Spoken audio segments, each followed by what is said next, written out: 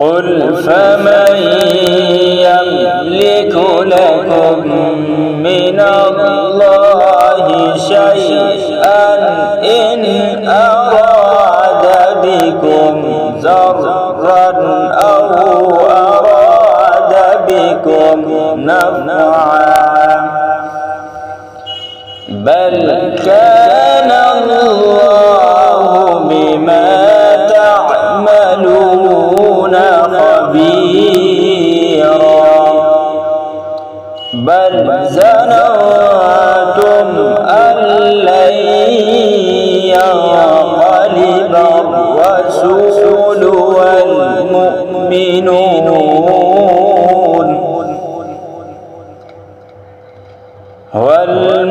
والمؤمنون إلى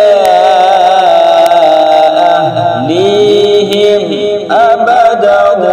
وزين ذلك في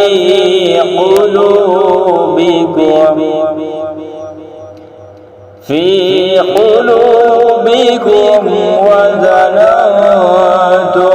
ظن السوء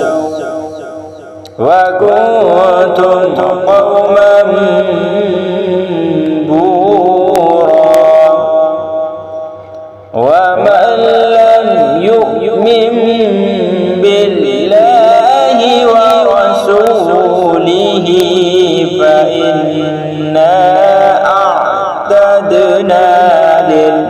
للكافرين سعيرا ولله ملك السماوات